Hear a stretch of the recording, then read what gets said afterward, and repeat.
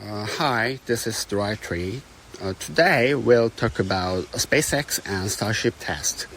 On the morning of May 23rd, 2026, SpaceX conducted the 12th integrated test flight of Starship.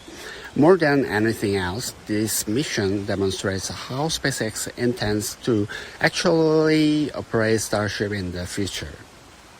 Although the company failed to catch the Super Heavy booster with the modular tower arm, Flight 12 was never primarily about the tower recovery in the first place. The first stage booster followed the planned ocean splashdown profile, indicating that the mission was focused more heavily on validating new structures and testing operation from Path 2. And three elements truly mattered in this launch. The first major milestone was Path 2. Flight 12 marked the first real launch from Starbase's newly conducted Path 2. This was not simply an upgraded launch pad. From the beginning, Path 2 appears to have been designed as a factory-style launch complex dedicated to rapid Starship operations. The new pad includes a massive water-cooled flame trench and reinforced propellant storage systems and fast fueling infrastructures. SpaceX stated that Path 2 supports propellant rolling loudly 20% faster than previous systems. This is not merely a convenience upgrade. Starship is not being designed for a handful of launches per year. SpaceX's long-term vision goes far beyond the weekly launches. The company ultimately wants launches to occur on a near daily basis. In that world, launch sites must operate more than airports' runways. So rapidly reusable, rapidly turned around, and capable of sustaining industrial-scale launch cadence. The second key moment was the Starlink deployment experiment. Inside the ship section, large Starlink deployment structures arranged in ray-like configurations were visible, revealing a mechanism clearly intended for future operational satellite deployment. So traditional rockets feel like vehicles that simply transport satellites into orbit.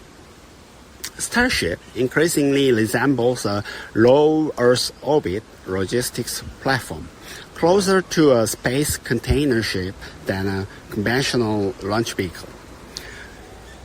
Flight 12 also carried one of the largest dummy Starlink payload tests with 22 Starlink mock-up simulators with cameras. So, further reinforcing the idea that Starship is evolving into an orbital infrastructure system rather than just a rocket. And the third and perhaps most important element was the debut direction of the Raptor 3 engine. Raptor 3 is not simply a more powerful engine.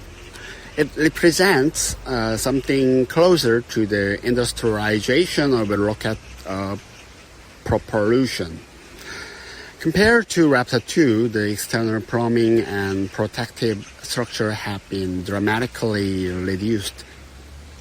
The engine exterior appears significantly clearer, while thermal shielding systems have been simplified. This reduces weight, but more importantly, improves manufacturability, maintenance efficiency, and operational turnaround. Chamber pressure has also increased. According to several analyses, Raptor 3 may be moving forward roughly 350 bars for chamber pressure. already beyond the extreme performance range established by Raptor 2. Higher chamber pressure improves both thrust and efficiency, but it spontaneously increases engineering complexity and thermal stress. The reason SpaceX is pursuing such an aggressive path is straightforward. Starship ultimately exists to reduce launch cost per ton. More powerful engines, lighter structures, faster fueling, shorter maintenance cycles.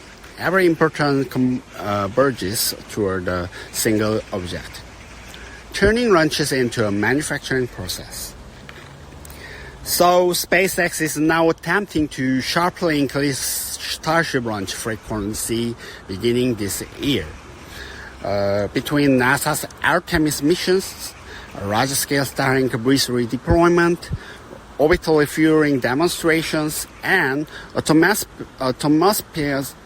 re-entry data collection, 2026 and 2027, increasingly look like the transition point from experimental testing into true mass operationalization. Both inside the SpaceX and across the aerospace industry analysis, expectations of dozens of launches per year are becoming increasingly common. For that reason, the most important moment of Flight 12 may not have been the failed booster catch or even the landing sequence itself.